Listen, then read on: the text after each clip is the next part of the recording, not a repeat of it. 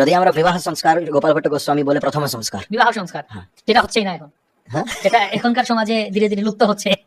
বিবাহ সংস্কার প্রথম সংস্কার, হ্যাঁ। বিবাহটা হচ্ছে শুরু, হুম। মনুষ্য জীবন শুরু। তাই গোপাল ভট্ট গোস্বামী অনেক গুরুত্বপূর্ণ দিয়েছেন বিবাহ সংস্কারে, কেন অনেক এলাবরেট সংস্কার। আগেকার হতো বিবাহ 7 দিন, 7 দিনের বিবাহ। 7 দিনের বিবাহ। কেন? ওইটা মেয়ের জন্য হুম, জীবনের মোস্ট ইম্পর্টেন্ট তিথি। হুম, বাবার গৃহ থেকে স্বামীর গৃহে যাচ্ছে, হুম, এখন ওকে দায়িত্ব দেওয়া হচ্ছে দুটো পরিবারের উদ্ধার করা। হুম, তো বিবাহ সংস্কার মেয়ের জন্য মোস্ট ইম্পর্টেন্ট সংস্কার। হুম। ছেলেদের জন্য দীক্ষা, দীক্ষা, বাহ, ওনার জন্য ইম্পর্টেন্ট। কেন? দীক্ষা নিয়েছে মানে এখন ওর রেসপন্সিবিলিটি চলে আসলো, নিজেকে ভক্তিময় করে। হুম, যেমন মহাপ্রভু বলছেন, জন্ম সার্থক করি কর পর উপকার। তো জন্ম সার্থক কি করে হবে সেটা শেখার জন্য ও দীক্ষা নিয়েছে, হুম, তারপর শিক্ষা লাভ করবে। তো ছেলের জন্য দীক্ষা সব থেকে ইম্পর্টেন্ট, মেয়ের জন্য বিবাহ সব থেকে ইম্পর্টেন্ট। কেন? দীক্ষাতে ছেলে রেসপন্সিবিলিটি স্বীকার করেছে, বিবাহতে মেয়ে রেসপন্সিবিলিটি স্বীকার করছে, সেই জন্য ও ইম্পর্টেন্ট। হুম, তাহলে এখন আমরা চেষ্টা করছি একদিনের সমস্ত বিধিবিধান হুম, শেষ করতে, হুম, 1 দিন 2 দিন এর ভিতরে, কিন্তু অরিজিনালি হতো 7 দিনের 7 অনুষ্ঠান। দিনের। তো সর্বপ্রথম হয় যদি অনেক লোকাচারও আছে, হলদি সংস্কার করতে, হলদি মাখানো সবাই। আচ্ছা, সেই সংস্কার ডিটেলসে যাওয়ার আগে প্রভু একটা দৃষ্টিকোণ আমি চিন্তা করছিলাম। যেমন আগেও আমরা পড়েছিলাম, স্কুলে আমাদের টেক্সট বইয়ে ছিল, বিবাহ সম্বন্ধেও ছিল, ধর্ম শিক্ষার বই ছিল, বিভিন্ন ধরনের বিবাহও ছিল। এই ব্রাহ্ম বিবাহ, গান্ধর্ব বিবাহ, রাক্ষস বিবাহ, ওই যেমন কৃষ্ণ রুক্মিণীকে হরণ করেছেন, আর গান্ধর্ব বিবাহে মালা বদল করেছেন, নল দময়ন্তী হয়ে গেছে। তখন কেউ যদি বলে ঠিক আছে আমরা এত এলাবোরেট যাবো না, জাস্ট মালা বদল করে নেবো, তাহলে এটা এখন কতটুকু রিলেভেন্ট বা কতটুকু ঠিক? আবার এখন কোর্ট মেরে যে হচ্ছে, কোর্টে গিয়ে আমি জাস্ট লিখিয়ে দিলাম দুজনে, হ্যাঁ হয়ে গেল, তাহলে বৈদিক দৃষ্টিকোণ থেকে কতটুকু এটা গ্রহণযোগ্য? এখনো গন্ধর্ব বিবাহ হয়, যাকে বলে লাভ ম্যারেজ। কেন? আমার মেয়েকে ছেলে পছন্দ চলে আসলো, ছেলেকে মেয়ে পছন্দ চলে আসলো, আই লাভ ইউ। এটা অনুমোদিত, হ্যাঁ। ম্যারেজটা অনুমোদিত। অনুমতি আছে মহারাজ। একজন আমার কাছে সত্যযুগ, ত্রেতাযুগ, দ্বাপর যুগ, কলিযুগে ব্যান্ড আছে। একজন রুক্মিণীর বিবাহ love marriage, arrange marriage? Love marriage. Prabhupada লিখছেন তো, ওই প্রেমপত্র লিখেছেন, হিস্ট্রিতে first recorded love letter Rukmini Devi পাঠিয়েছে। হোয়াটসঅ্যাপ মেসেজ না লেটার? লেটার। ও পোস্টম্যানও ছিল তখন, একটা ব্রাহ্মণকে দিয়ে পাঠিয়েছে, অনেক বিস্তারিত। কিন্তু যদি আপনি পড়বে ওই লাভ লেটারে এখনকার মতন না, না, অনেক ফিলোসফিক্যাল পয়েন্টস দিয়ে আছে, যে কেন আমি আপনাকে পছন্দ করি, কেন আপনাকে প্রীতি করি। আর বলছে, আর ওখানে লিখছে এই সময়ে এখানে আসবে, আমি এখানে গৌরী পূজার জন্য যাব, বেশি গার্ড থাকবে না, তখন আপনি আমাকে হরণ করে নেবেন। পরিকল্পনা। এটা একটা রাজনীতি, রাজকন্যা ছিল, জানতেন রাজনীতি কোন পয়েন্ট থেকে কোথা থেকে হরণ করবে, এটা একটা ছিল। Subhadra same love marriage. Love marriage. Balaram, ভগবান বলরাম মনে করেছিলেন আমি দুর্যোধনকে দেব, আমার বোনকে, আমার প্রিয় শিষ্য। প্রিয় শিষ্য, তারপর রাজা, ওর পঞ্চপাণ্ডব তো ভিখারি, হ্যাঁ, রাজা। আমার বলতে রাজের বাড়িতে রাজ মহিষী হবে। কিন্তু কৃষ্ণ কি বলেছে? বলছে, অর্জুন বলছে অর্জুনের সঙ্গে হরণ তো হয়ে যাবে, কিন্তু বলছে রথ চালাতে বলবে সুভদ্রাকে।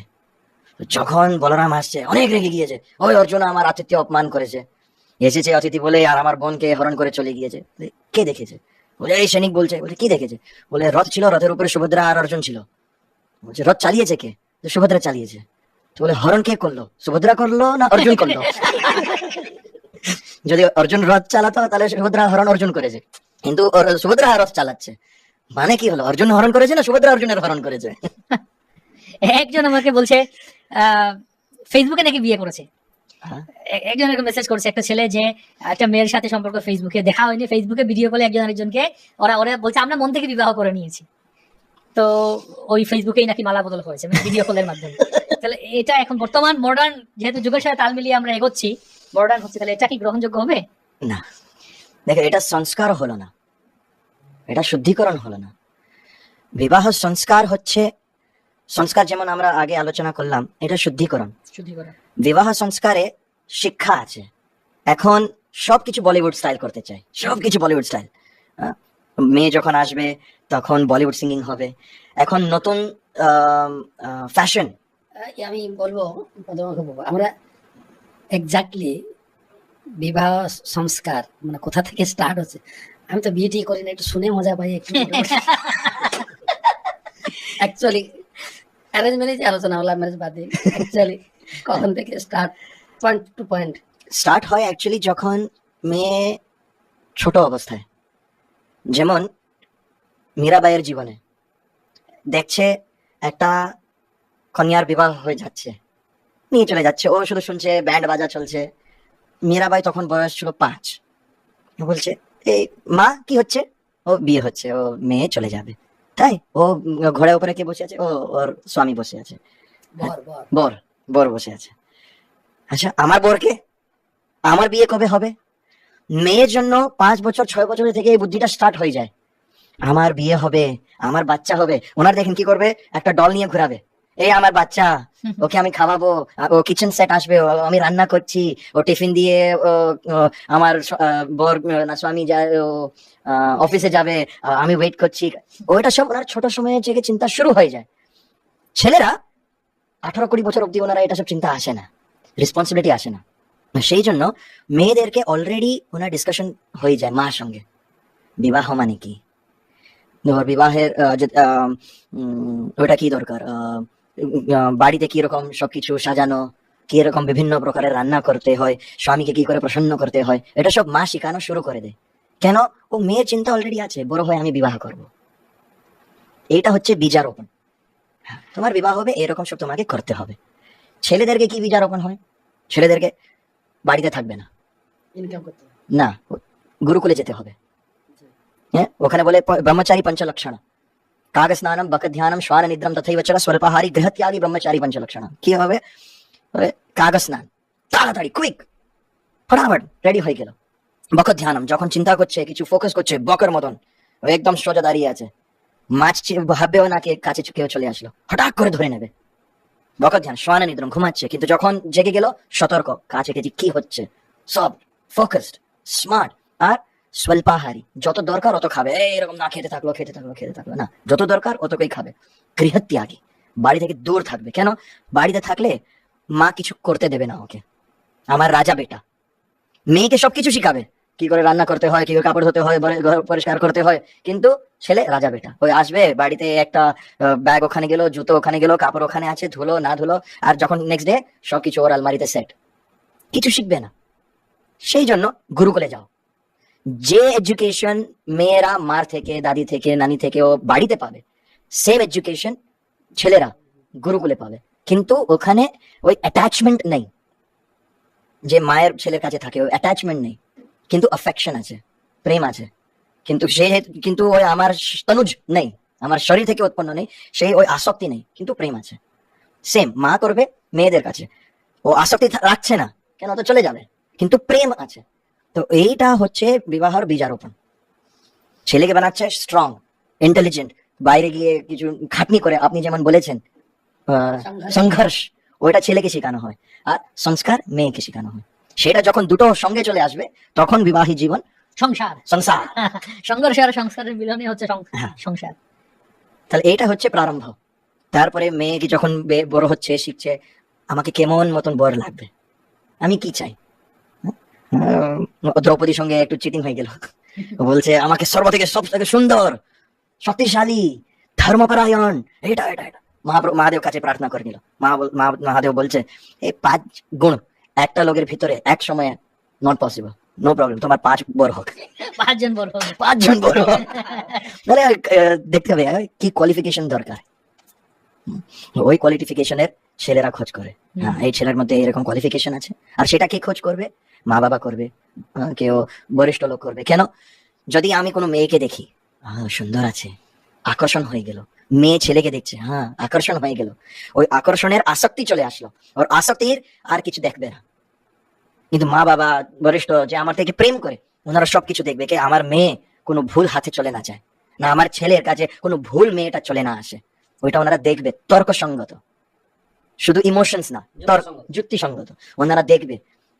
তারপরে ওনারা কোষ্ঠী যোগ করবে। কোষ্ঠী দিয়ে কি, অনেক লোক বলে আমার কোষ্ঠীর উপরে আমার বিশ্বাস নাই, এটা মানে হচ্ছে আপনার গণিতের উপরে বিশ্বাস নাই। কুষ্টি 2+2 হমেশা 4ই আসবে। অনেক সময় কুষ্টি ভুল হতে পারে। সেটা ব্রাহ্মণ যে কুষ্টি করে ওর কত জ্ঞান আছে ওটা দেখতে হয় না। না, অনেক সময় এখন বাচ্চারা হচ্ছে হসপিটালে, হুম। এক্স্যাক্টলি যে ভূমিষ্ঠ টাইমটা, আর ভূমিষ্ঠ তো হচ্ছে না, ভূমিষ্ঠ মানে মাটি থেকে মাটিতে স্পর্শ হচ্ছে না, তো ল্যাবেই থেকে যায় মনে হয়। তো সেই জন্য এক্স্যাক্টলি যদি ওই তিথি বা কোন টাইমে হয়তো সাপোজ এখন বাজে ধরো রাত্রি 7টা, 7:30, 7:30 নাগাদ, নট এক্স্যাক্টলি, কিছু তিথি আছে একদম to the point, 1 second 2 second তিথি আছে, আবার কিছু তিথি লং টাইম আছে, কিছুটা বিচার মিলে যায়। বা আগেকার দিনে জানি না, আগেকার দিনে তো লোকের তো ঘড়ি টড়ি ছিল না, কিভাবে মিলাতো। যখন দেখি ছেলে মেয়ের বিয়ের সময় লোকে জিজ্ঞেস করে মেয়ের জন্মের সময়টা পাঠান, হুম। তো সময়টার উপরে কুষ্টিটা লেখা হয়। আমি যেরকম সময় জানিয়েছি, এক্স্যাক্টলি যদি না জানাই তাহলে কুষ্টিটাও আবার এক্স্যাক্টলি জানালেও আমি এটা দেখেছি যে একই কুষ্টি আলাদা আলাদা জ্যোতিষ আলাদা আলাদা বলছে, আবার একই কুষ্টি একই জ্যোতিষকে আমি আলাদা আলাদা সময় টেস্ট করার জন্য আগে দেখিয়েছে গাছে বলছে, আবার 1-2 মাস পরে দেখিয়েছি ওইটাই উনি আরেকটু আলাদা বলছে, একই জ্যোতিষ আলাদা আলাদা বলছে। মহারাজ সাধারণত আজকালকার দিনে ডাক্তাররা ঠিক যে সময়টা বাচ্চা, ধরেন সিজারিয়ান বাচ্চা হচ্ছে, ঠিক আছে, ঠিক যে সময়টা বাচ্চাটাকে বের করছে। ডাক্তার বের করছে, ঠিক ঠিক সেই মুহূর্তটা যারা নার্স বা অ্যাসিস্ট্যান্ট থাকে তারা ওই Note টাইমটা ধরে রাখে, এবং তারা টাইমটা এক্স্যাক্টলি বলে দেয় যে আপনার বাচ্চা এত মিনিটে এত সেকেন্ডে আপনার, এত সেকেন্ড না, এত ঘন্টা এত মিনিটে আপনার বাচ্চার জন্ম। এভাবে ওরা টাইমটা ধরে রাখে। এবং ওই জন্য নার্সদেরকে ওইটাও একটা পার্ট অফ ওই যে ব্যাপারটা, ওই যে পুনর্জন্মের যে ব্যাপারটা ওখানে হসপিটালে বা ডাক্তারের নার্সিং হোমে বা যেখানে যায় সেখানে ওটাও ডাক্তার একটা খেয়াল রাখে। সুতরাং মোটামুটি খুবই অ্যাকুরেট। আগেকার দিনেও মহারাজ, আগেকার দিনে তখন তো মানুষেরা জানতেন, তো তারা কেমন করতো, তারা ওই যে সূর্যের যে ঘড়ি হ্যাঁ সূর্যের যে গতি সেটা দেখে ছায়াটা এখন কোথায় আসছে, ছায়াটা কোন দিকে যাচ্ছে, সেই অনুযায়ী ওরা টাইমটা ধরে রাখতো। এবং তারা এই সমস্ত বিষয়ে খুবই বলতে পারেন খুবই বিচক্ষণ ছিলেন। যেমন আমি বলতে পারি, ধরেন আজকে থেকে ধরেন 50 বছর আগে, 60 বছর আগে আমাদের বাড়িতে, মানে আমার মা তো কোনো লেখাপড়া জানতেন না, আর আমরা ছোটবেলায় টুকটাক লেখাপড়া শিখছি, কিন্তু আমার বাবা আমাদের সবার আমরা 5 ভাই 2 বোন ছিলাম, আমাদের সবারই জন্ম গোষ্ঠী সবার আমার বাবা সব লিখে রেখে দিত। এবং বাবা এই সমস্ত বিষয়ে খুবই মানে পারদর্শী বলবো না, কিন্তু খুবই মানে সচেতন ছিলেন এই সমস্ত বিষয়ে। দুর্ভাগ্য হচ্ছে আমাদের বাড়িতে ডাকাত পড়লে আমার বাবা এগুলোকে এত গুরুত্ব দিতেন, আমাদের যে একটা কাঠের একটা বাক্স মানে তিজোরি যেটাকে বলে একটা সিন্ধুক ছিল, তো সিন্ধুকের মধ্যে বাবা রেখেছিলেন, তো সিন্ধুক নিয়ে আসতে সাথে ওইগুলো সব নিয়ে চলে যায়, আমাদের একটু অসুবিধা হয়, কিন্তু সবটাই টাইমটা ধরে রাখার জন্য এখনো রয়েছে, আগেও ব্যবস্থা। আচ্ছা আমরা বিবাহের ক্ষেত্রে আসি, যে একটা প্রশ্ন করেছিলাম যে এখনকার আমি শুনেছি Just ওটা কমপ্লিট করে দিই। হ্যাঁ, তাহলে ওই কোষ্ঠী যোগ করে হুম। ওখানে 8টা বিভাগ আছে, হুম। বর্ণ বৈশ্য নারী এইসব বিভাগ আছে, ওইটা যোগ করে দেখা 36 গুণ 36 গুণ। ওই 36 গুণের মধ্যে আপনার কত গুণ ম্যাচ হচ্ছে সেটা দেখার পর, যোগ করার পর, হ্যাঁ এটা এই পাত্র এই পাত্রের জন্য উপযোগ, এটা ভালো ম্যাচ হবে, সেটা দেখার পর ওনাকে বিবাহ দিতে। না হলে যদি ওইটা কুষ্টি যোগ হচ্ছে না তাহলে ওনারা করতেন না। কেন হতে পারে ছেলে ভালো মেয়ে ভালো, হুম। কিন্তু ওই 2 জন সঙ্গে আসলে ভালো নাই। হুম যেমন পেঁপে ভালো, দুধ ভালো, আমরা একসঙ্গে মিলিয়ে যদি খাবো তাহলে পেট গড়বড় হয়ে যাবে। সেই জন্য ওইটা কোষ্ঠী যোগ দরকার। হুম। এখন আরেকটা স্লোগান বেরিয়েছে, বিয়ের সময় কুষ্টি বিচার নয়, রক্ত বিচার করুন। এ গ্রুপ বি গ্রুপ থ্যালাসেমিয়ার জন্য কি জানি, আমি দেখলাম দুর্গাপুরে বড় বড় হোর্ডিং লেখা আছে, বিয়ের সময় কুষ্টি বিচার নয়, রক্ত বিচার রক্ত বিচার করুন। ব্লাড গ্রুপ একই হওয়া চাই বাকি। না ওখানে প্রবলেম দেখেন মহারাজ, ওখানে ও ব্লাড গ্রুপ থেকে বোঝা যাবে আপনার কি বাচ্চা হবে কিনা, কিন্তু শুদ্ধিকরণ ওনাদের জন্য দরকার নেই। লিভ ইন রিলেশনশিপ চলছে।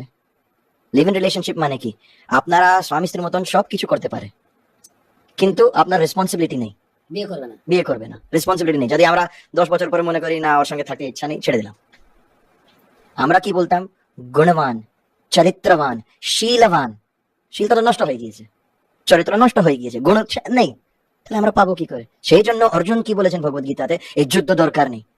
যুদ্ধ হলে অনেক লোক মেরে যাবে, যখন মরে যাবে স্ত্রী অসুরক্ষিত হয়ে যাবে, বর্ণ সংকর, সেই অসুরক্ষিত হলে বর্ণসংকর জন্ম নেবে, সেটা আমরা দেখছি হচ্ছে। তো সেই জন্য এটা অনেক দরকার। সবকিছুর লিঙ্ক আছে, কানেকশন আছে, সব কানেকশন করতে হবে। যদি যেখানে এক লিঙ্কটা ভেঙে গেল ওখানে প্রবলেম। যার জন্য শাস্ত্র অনুযায়ী আমরা 3 জনের কাছে ঋণী জন্মসূত্রে, দেবঋণ, পিতৃঋণ, ঋষিঋণ। ঋষি। ঋষি মুনিরা এইসব বিচার করে একটা মানুষের একটা গাইডলাইন দিয়ে গেছেন, তাদের জীবন সুরক্ষিত সুখময় জীবন, পরিবার জীবনেও তারা কি করে সুখে থাকবে, এগুলো বিচার খুব গুরুত্বপূর্ণ বিচার। বাহ, গুরুত্বপূর্ণ কথা।